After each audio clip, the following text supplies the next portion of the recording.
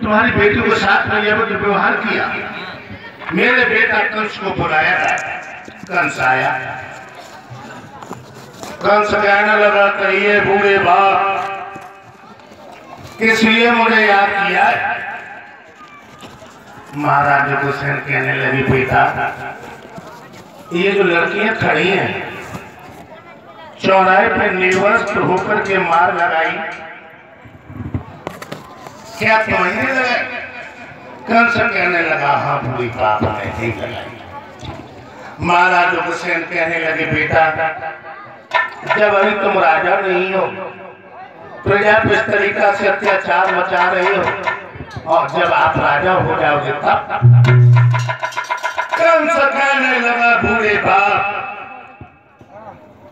तुम नहीं जानते कि सत्ता कैसी चलाई जाती है। अरे तुम तो बूढ़े हुए सो हुए हो, तुम्हारी अकल की घोड़ी बूढ़ी हो चुकी। और कंस क्या बोला?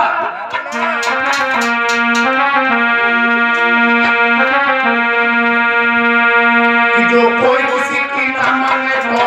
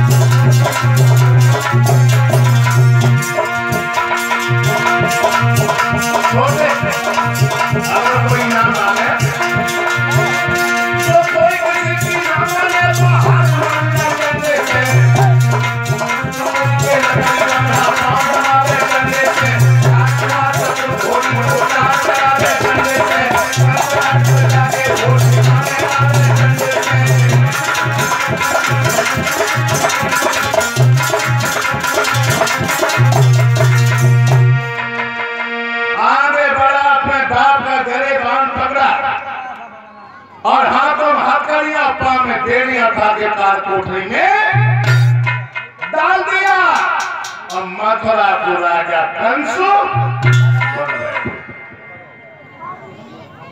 मूसम तो करेगा करो तो नीम पेड़ फोड़िए।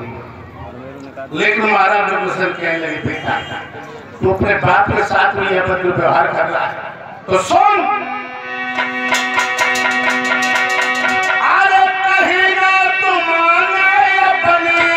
क्या हो? अरे कहीं ना तुम्हारे अपने और आपका नहीं है, और असल अंश तुझ में तेरे बाप का नहीं है। असल अंश तुझ में तेरे बाप का नहीं है। असल अंश तुझ में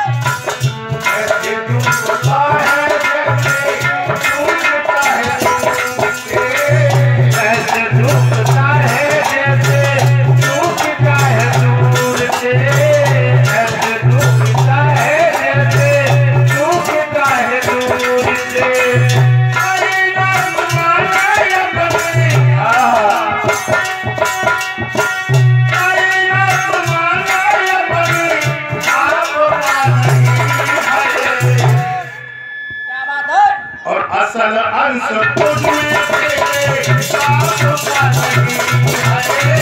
असल अंश तुझ में तेरे बाप का नहीं है। असल अंश तुझ में तेरे बाप का नहीं है।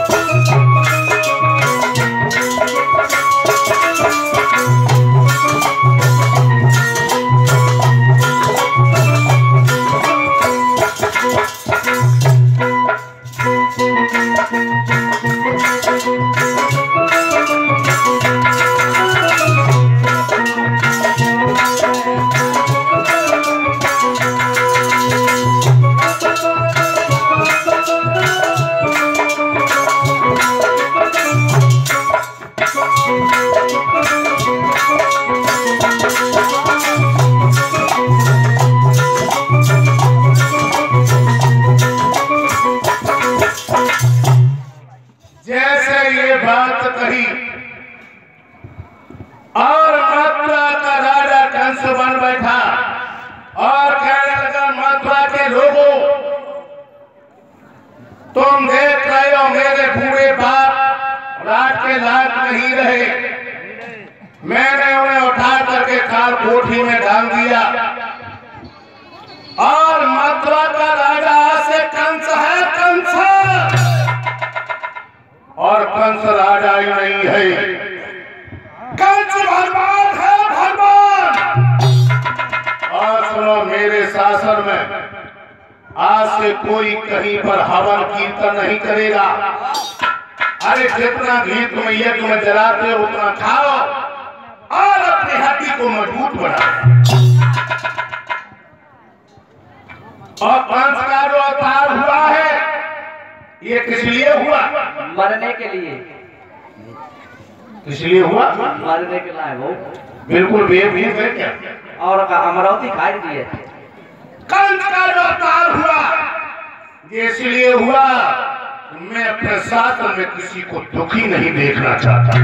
अच्छा। हाँ, और इतने बड़े दरबार में कोई दुखी हो निसंकोच होकर के हमसे फरियाद कर सकता है। महाराज हम बहुत दुखी है। क्यों? धन्य बहुत ऊपर वही नींद ना आए तक चिमटौना आए बजे तक।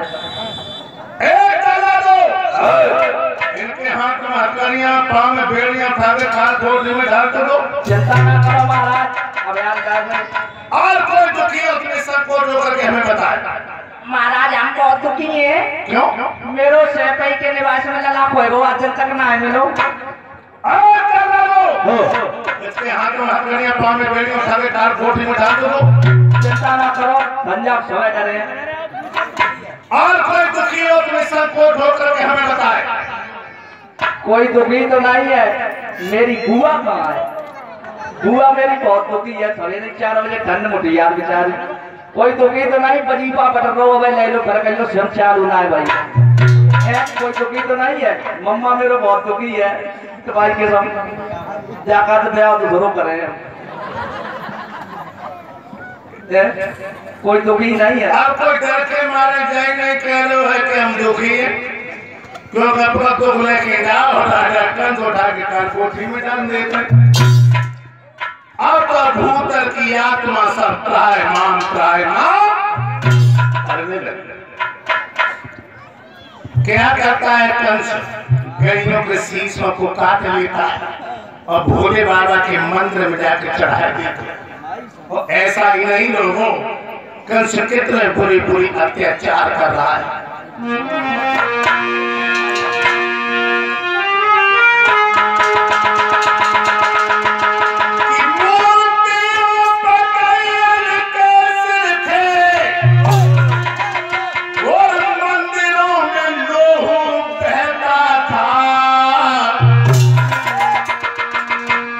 कुटियों का हरे तंत्र मुनि काली कोठी में रहता था।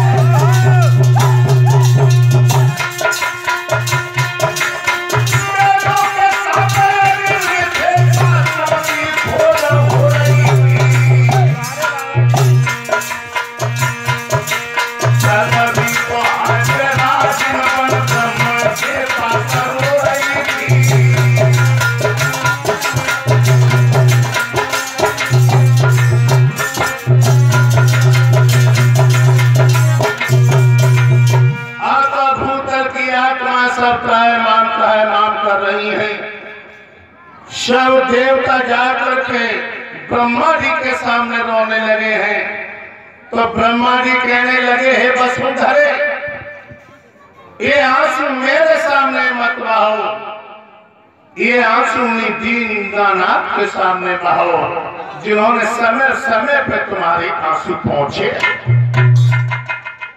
उसी समय सब देवता क्षीर सागर में जा करके भगवान विष्णु का आवाहन करने लगे। अब जितने लोग कथा पंडाल में बैठे हैं सभी लोग बड़े प्रेम से भगवान का कीर्तन बोलेंगे। अब भगवान आ रहे हैं।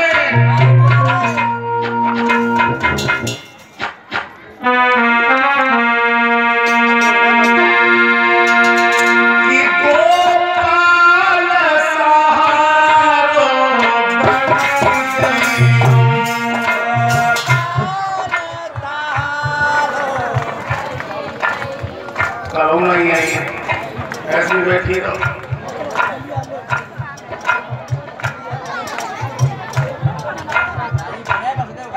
ऐसे सुनाए तुम्हें दूल्हा पुना गोपाल हो, अगर तुम्हें दूल्हा पुना गोपाल हो तो जय कह दे करो सास लला निकाल गई। अरे कथी तो बोलो।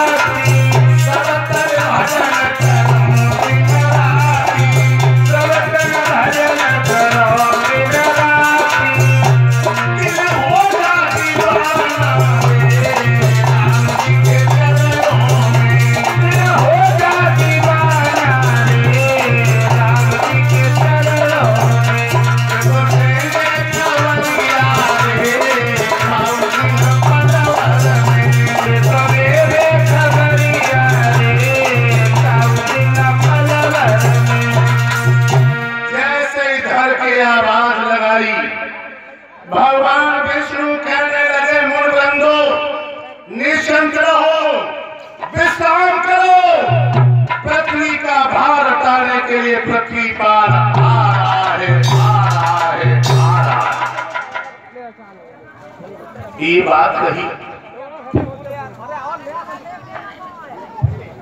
लेकिन भगवान ने एक बात कही है कि तुम भी जइयो भूमि पर और धारा याद भी रूप, अहीरपुर में आऊंगो बन के यादव भूप। गोकुल में जाओ, बरसाने में जाओ, वृंदावन में जाओ, और सभी यादव बन के प्रभु, मैं यादवों का मसीहा बनकर के आऊंगा।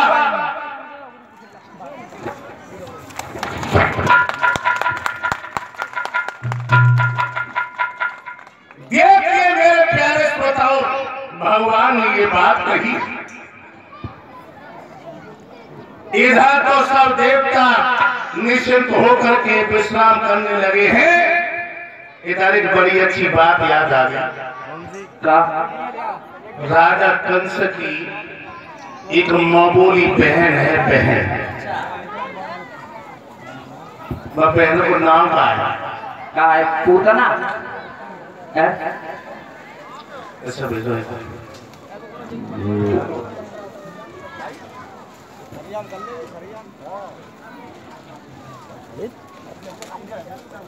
बहनों को कहा नाम है? पूतना। बेवकूफ है तो कहा है देवकी। वेदकी। देवकी। वेदकी। वेदरची है बात। देवकी। वेदरची। तू शांति से पहले अब जानता नहीं तो बीच में मुड़ता क्यों? तो हमारी गाय बात करता है, जनता को बताओ। देवकी। वेदरकी।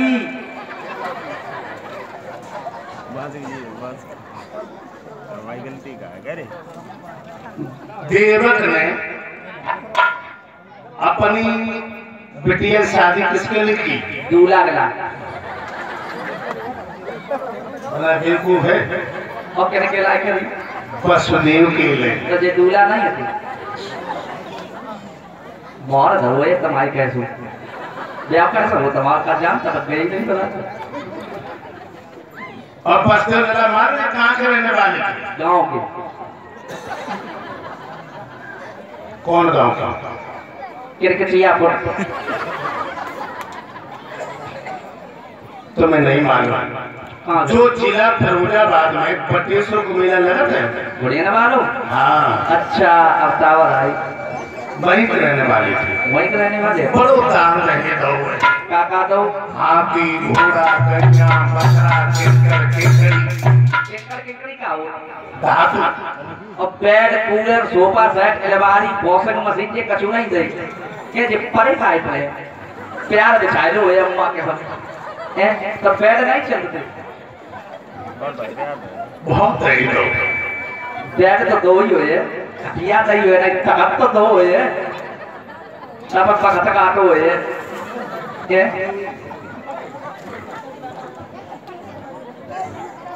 अल्लाह एक बात और बताओ। आज देव की जब विवाह हुआ, एक बात और बताऊं, जाके घर में बिटिया का जन्म ले लो, वो तो बाबू तो बनी दो। सही बात है। पैदा हुई थी लाडली, उसने बाप बना दिया। पढ़ा लिखा के बाप ने अपनी बेटी को बड़ा किया, बड़ी धूमधाम से अपनी बेटी का विवाह किया, और डोली में बैठाते बैठाते बाप के मुंह से निकल गई, आज मैंने गंगा नहा ली। ये बात क्यों निकल जाती बताओ? लड़की को कोई पाप।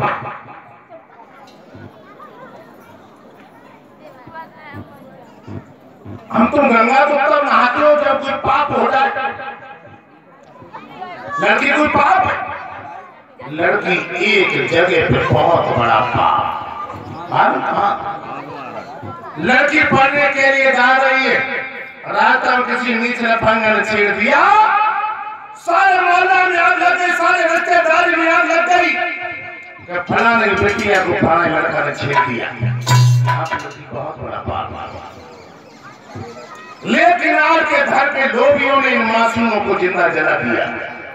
लड़कियों कितना ही पढ़ा लिखा कि युग बना लेना, तो किसी के दरवाजे पे जाना तो दहेज डिमांड पहले कर दिए,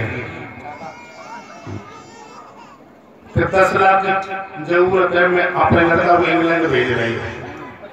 अब वो दुखिया ने तो 10 लाख कर पाए न अपनी बेटी की शादी रचा पाए।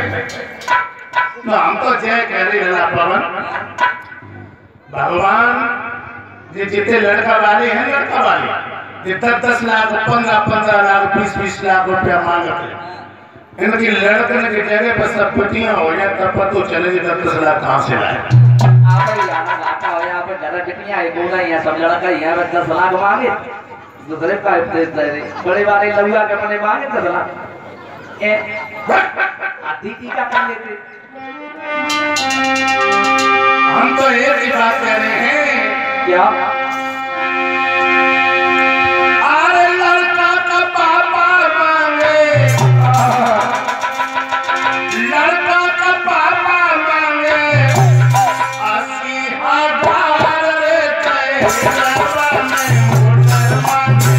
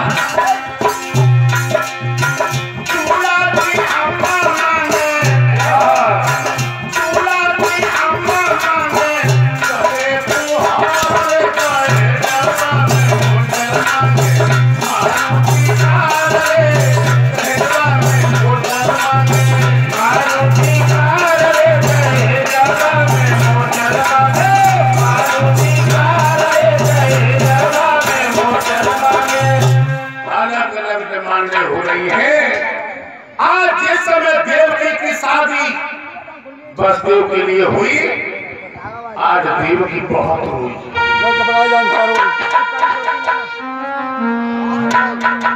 जब देव की बिलक बिलक करके रोई, लेकिन एक बात और बताते चले, भगवान न करे, भगवान न करे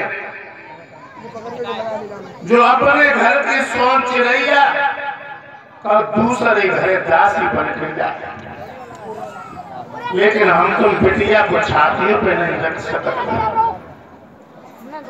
जे दिन बिटिया को पहलो डोला आलस उठाते तो जे मालूम पते मन में मैया बौला घर की शोभा सब बिटिया की संगे चली जाए। भगवान न करे जो अपनी बिटिया को दूसरे घरे भेजे, लेकिन हम तो बिटिया को छाती पर भी नहीं रख सकते थे। आज देव की बिलक बिलक करके रोने लगे। शांति से रहो। आज जिस समय कंस अपनी बहन को विदा करने के लिए चला, आज बहन ने गलवही डाले भैया। एक बात और बताऊं भाइयों, बहन जितना भैया को चाहती है उतना भैया बहन को नहीं चाहता। आज देव की भैया के गलवही डाल के बिलक बिलक के रोने लगी। भैया आज तेरे आंगन से मेरा डोला उठ रहा है, मर भी जाऊंगी फिर भी हम तेरे आंगन में आ नहीं पाऊंगी। भगवान की कैसी लीला है। एक माँ की कोख से जन्म लेने वाली भाई बहन, बहन की शादी होने के बाद भैया की अर्थी कहीं जलती है, बहन की अर्थी कहीं जलती है।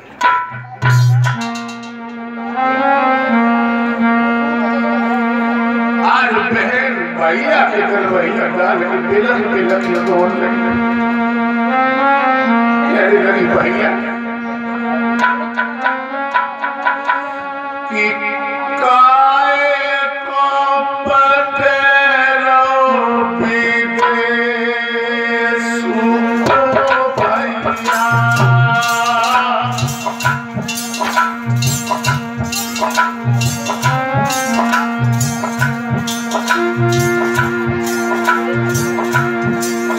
भैया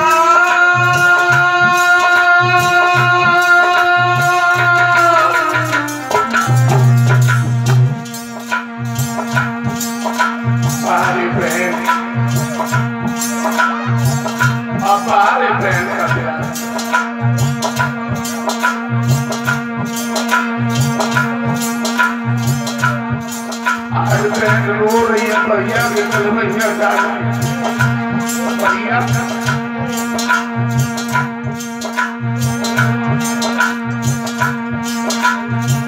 मुझे रोने में मत बैठा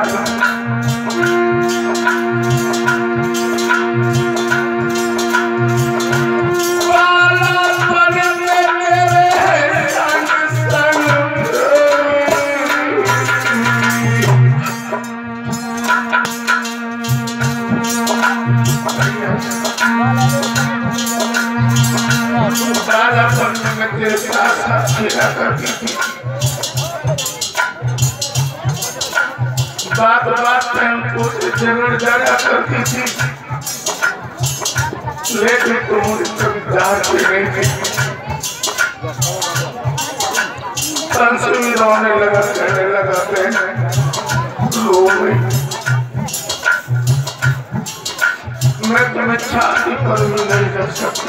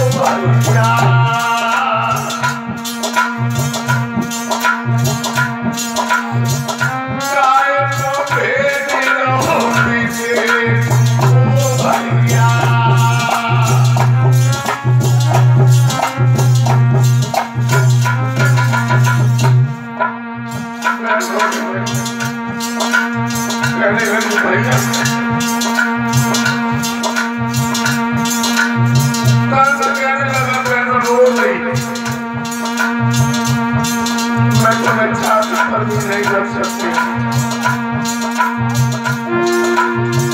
भगवान से क्या बोला?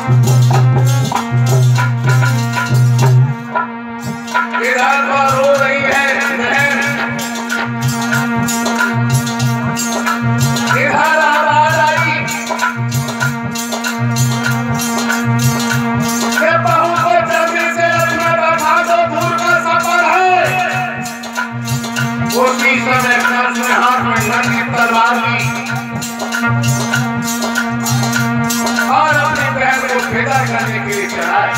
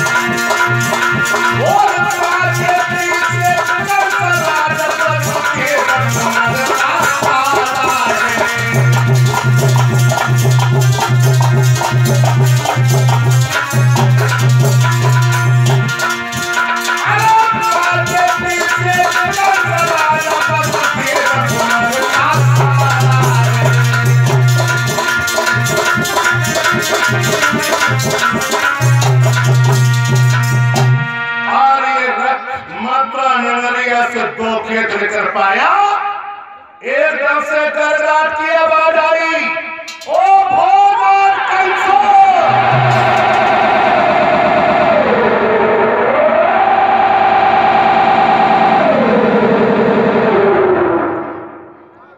कंस कहने लगा, कौन हो तुम? कहने लगी, मैं तेरा सुचिंतक, मैं तेरा सुचिंतक।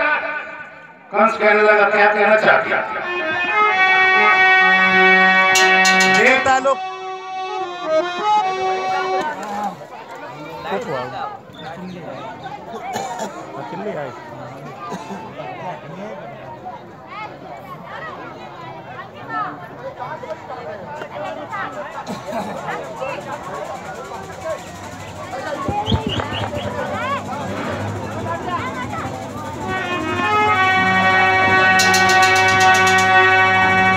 हेलो, क्या कहने लगे?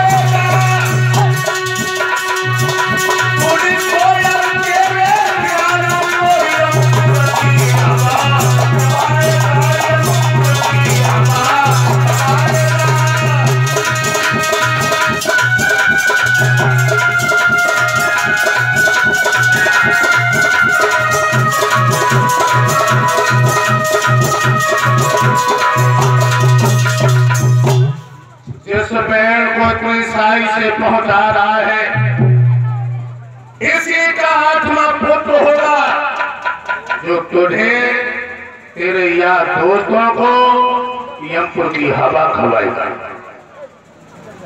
और इसी के बीच में जो हमारे गले में मुद्राओं की माला जो अर्पण की है, जो हमारे मामा जी के सपुत्र गुड्डू यादव जो छोकरिया के रहने वाले हैं, जो प्रेयर धारक में समय हमारे मामा जी के साथ में अपना टेंट कराते हैं,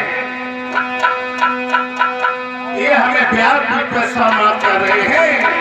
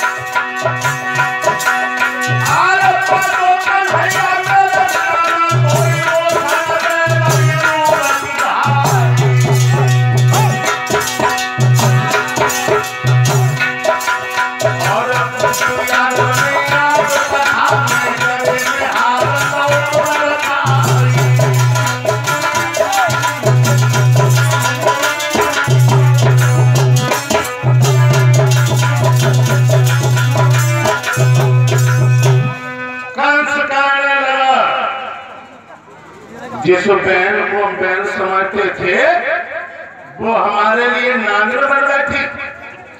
जब हम बहन को ही नहीं रखेंगे, देखें वो सपूरा कहां से पैदा हो जाए तो मुझे मार देगा।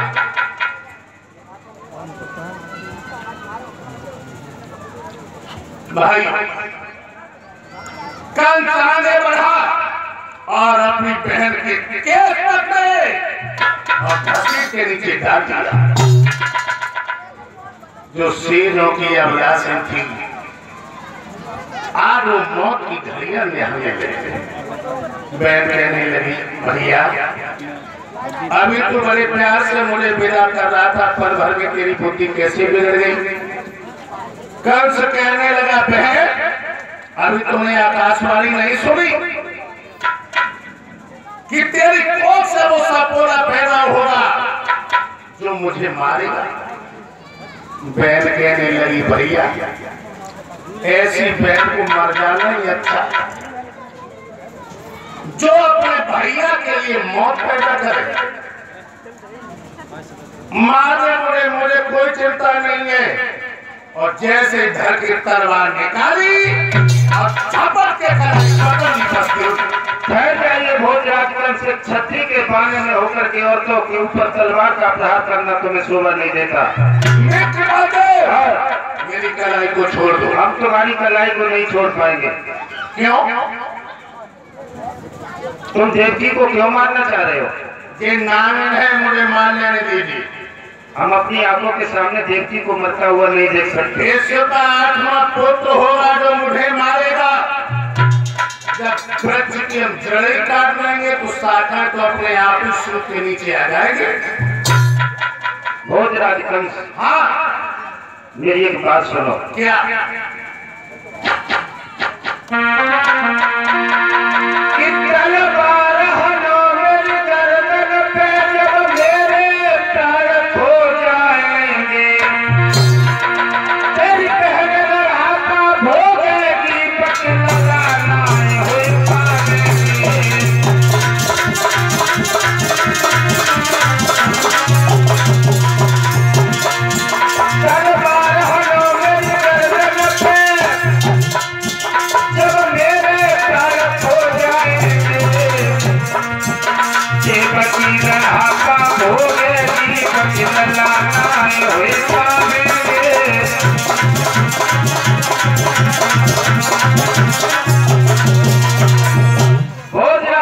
मुझे मार दीजिए, जब हम मर जाएंगे तो देवकी की कोई संतान पैदा नहीं होगी। ये तो बसते हो। हाँ। आप होश में हो? मैं बिल्कुल होश में हूँ। क्या कह रहे हो? हम ये कह रहे हैं कि जब हम मर जाएंगे तो देवकी के संतान पैदा नहीं होगी, तुम्हारा काल पैदा ही नहीं होगा। ये कोई जरूरी नहीं है कि उसका पति खत्म हो जाए और आप पैदा न कर सके। वो कैसे? विद्या बनता बनलता और जेन तके कुल जात, इनके जोई पास है ताई सोनपता। विद्या चाहे मेहतर पढ़े चाहे ब्राह्मण पढ़े, विद्या पढ़ेगा तो आएगी। बनता औरत के प्रत्येक समय रहने वाला पुरुष कभी परहेज नहीं करेगा।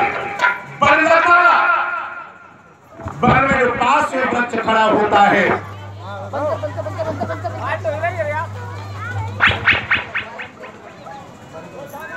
हेलो हेलो, वन की बेल उसी से लपट आती है।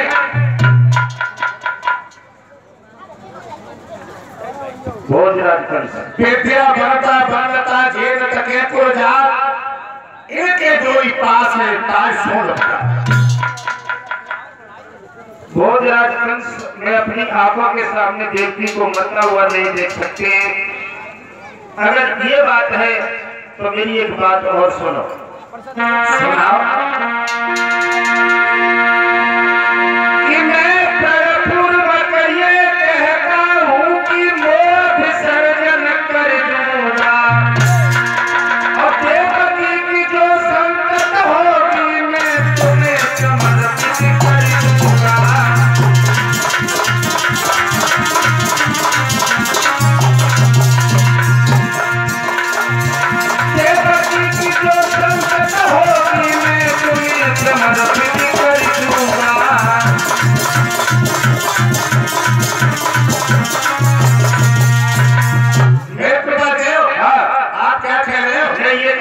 देवकी के गर्भ से जो भी संतान पैदा होगी वो नारा समेत आपको दे दी जाएगी। होश में हो? बिल्कुल होश में हो। खाए यमुना मैया की कसम, यमुना मैया की कसम, खा गोधन की सौगंध, गोधन की सौगंध, जो संतान पैदा होगी मुझे नारा समेत दे दोगी। हाँ, देवकी के गर्भ से जो भी संतान पैदा होगी वो नारा समेत आपको दे दी जाएगी। मृत्यु अगर तुमने जरा भी छल किया, तुम्हें उस घाट पर जाकर के मारूंगा जो तुम्हें देखने वाले भी तरसते रह जाएगा। ठीक है। आज बहन बहनों को छोड़ दिया। श्री सुखदेव भी बोले हे राजा परीक्षित, आज 3 साल के बाद मैया के पहलू जरा पैदा हुआ। बलदेव जी अंदर गए, कहने लगे हे यार सुने क्या है? मैया कहने लगी पिया लला है। बलदेव जी कहने लगे मुझे दे दे, तेरे भैया की शिकार है। देव जी कहने लगी है पिया भैया को तो बात 8वां बार जी तो पहला ही बार। बलदेव कहने लगे गोलियां मुंह मत बढ़ाओ। आगे बढ़कर वो मासूम बच्चा खींच लिया और राजा कंस के दरबार में लेकर के पहुंच गए। बालक इतना सुंदर था कि जैसे कंस ने देखा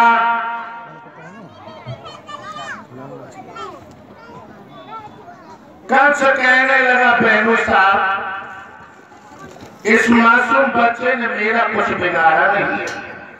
जब 8वां बालक को तब मेरे पास लेकर के चले आना। उनके मुंह से एक ही शब्द निकला है बलदेव जी के, जाओ साली साहब मेरी भी उम्र तो नहीं मिल जाएगा। इधर तो बालक को लेकर के चले आए हैं और जैसे यार में पहुंचे तो मैया देवकी की बुरी दशा हो चुकी थी और जैसे पिया को आता हुआ देखा कहने लगी पिया भैया ने लगा मारा नहीं, कहने लगे मारा नहीं, ये कह दिया 8वां बालक होता मेरे पास लेकर के चले आना। बहन के दिल से आत्मा से आवाज निकली जा भैया मेरे लिए मुझको ही लग जाएगा। इधर राजा कंस के दरबार में बाबा नारद का पदार्पण हुआ। बीड़ा को बजाते हुए आ रहे हैं जिनके हाथ में कमल का पुष्प है। नारायण नारायण नारायण। नारद बाबा के चरणों में भोजराज कंस का प्रणाम स्वीकार हो। प्रसन्न रहिए भोजराज कंस प्रसन्न हो। आज तेरी नगरिया से होकर के निकल रहे थे, बहुत हुए तो सभी नहीं मेरे 4 में लिखी चलाई। बहुत अच्छा किया बाबा नारद। एक बात बताओ, पूछो। कल हम माता से होकर के निकल रहे थे तो देवता जो बैठे हुए आपस में कुछ बातचीत कर रहे थे। क्या? कि जिस समय तुम अपनी बहन को विदा कर रहे थे उस समय कुछ आकाशवाणी हुई थी। हाँ बाबा नारद, जिस समय हम अपनी बहन देवकी की विदा कर रहे थे आकाशवाणी हुई थी कि हे भोजराज कंस, जिस बहन देवकी को इतनी साई से पहुंचाना है इसी के गर्भ से 8वां पुत्र होगा जो तेरा काल होगा। अच्छा, फिर तुमने क्या किया? मैंने देवकी को मारना चाहा तो बसदेव ने आकर के मेरी कलाई को थाम लिया, कहा कि हे भोजराज कंस, देवकी को छोड़ दो, उसके गर्भ से जो भी संतान पैदा होगी वो नारा समेत आपको दे दी जाएगी। मार दिया? नहीं। क्यों? अभी पहला बच्चा पैदा हुआ, देवताओं ने 8वां पुत्र बताया था।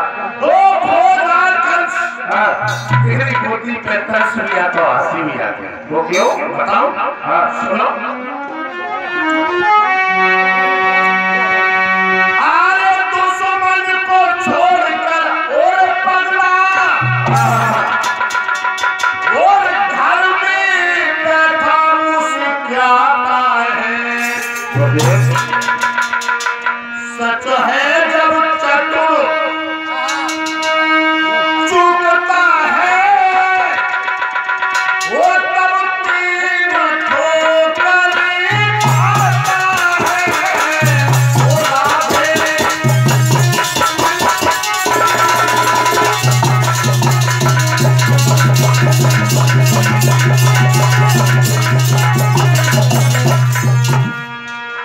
बता सकते हो ये मेरे हाथ में क्या है?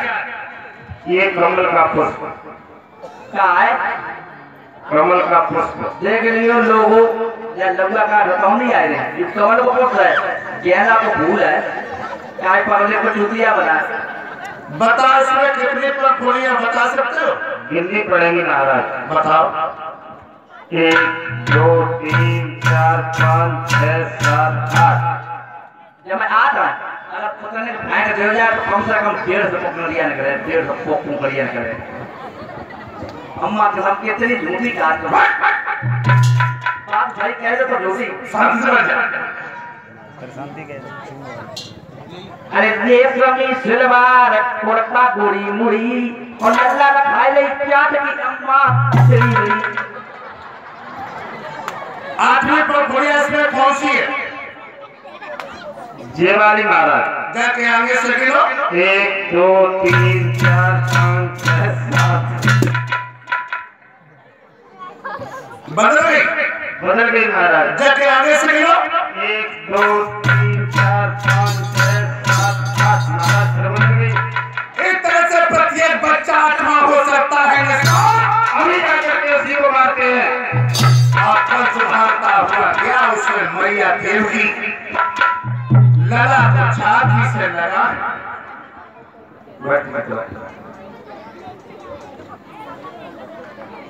लला को छाती से दूध पिला रहा।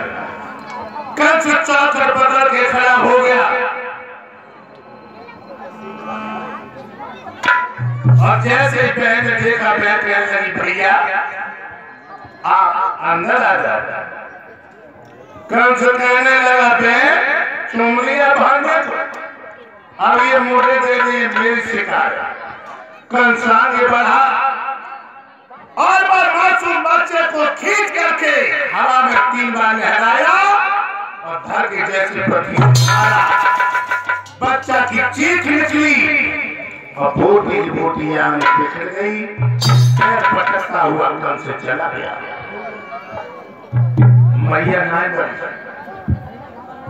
मैया मां से खड़ी हुई अपनी सारी की झोली बनाई और मांस की बोटियां बीन के इकट्ठी करने लगी। जब मांस की बोटियां बीन के इकट्ठी करने लगी आदमी के ऊपर मुंह रखिए बिलक बिलक के रोने लगे।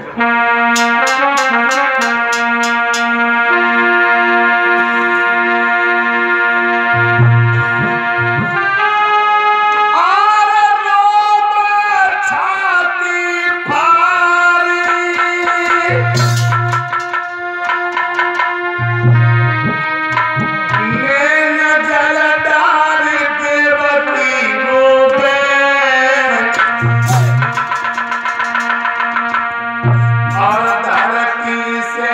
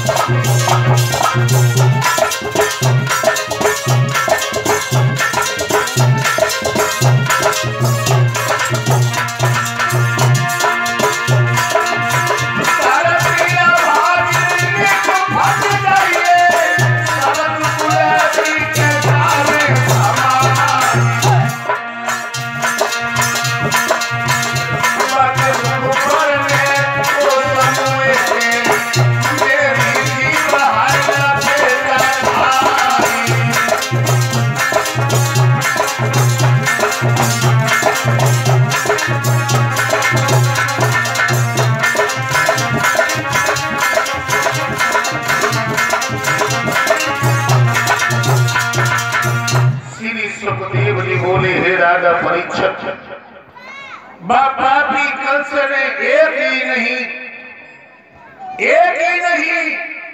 मैया के 6 लला मार डाले, लेकिन मैया ना मरी। इधर जिस समय 7वां गर्भ आया है, भगवान की लीला ने काम किया। 7वां गर्भ खींच करके रोहिणी के गर्भ में प्रविष्ट कर दिया और इधर अफवाह हो गई कि देवकी को 7वां गर्भ है वो खंडित हो गया था। कंस सोचने लगा कि ये कोई नहीं बता सकता, 1 महीना से पहले की और तो फिर बच्चा है या नहीं। हाथों में हथकड़ियां, पांव में बेड़ियां उठा करके जेल में डाल दिया। 8वें गर्भ की बारी है और कंस के यहाँ तैयारी है और जेल में बहन विचारी है।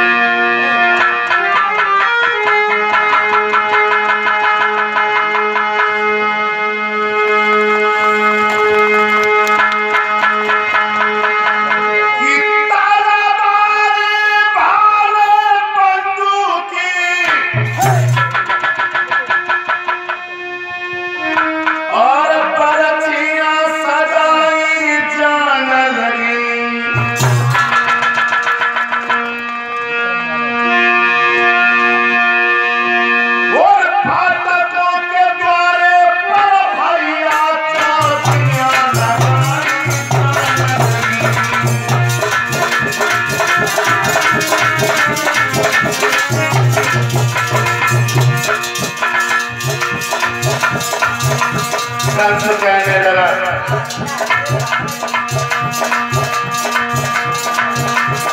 मेरी बहन को अच्छा खाना मत देना,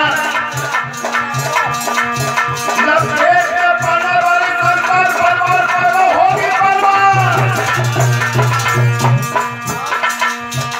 एक बार और बताओ, जब किसी मैया के पेट में बच्चा होता है, बच्चा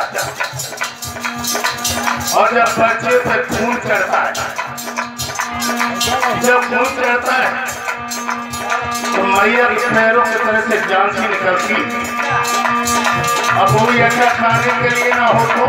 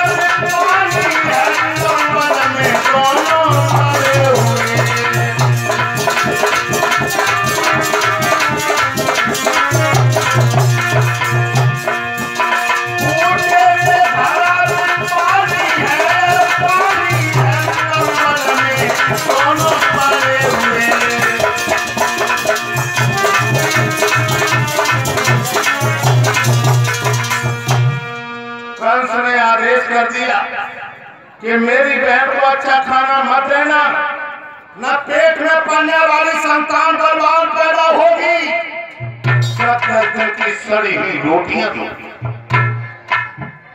मैया कैसे जिंदा रही हो?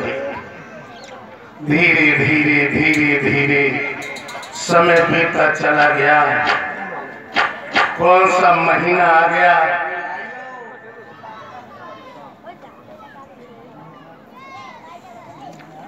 कौन सा महीना आ गया? कौन सी रात आ गई? कौन सा वक्त आ गया? वही आएगा। कौन सा नक्षत्र आ गया? और इसी के बीच में जो हमारे गले में मुद्राओं की माला अर्पण की है, ललित यादव जो करीला से आए हैं, कन्नौज, और इसी के साथ में विक्रम यादव जो नरा हवेलिया कन्नौज से यहाँ पे आए हुए हैं, जो श्रीमान सुधीर यादव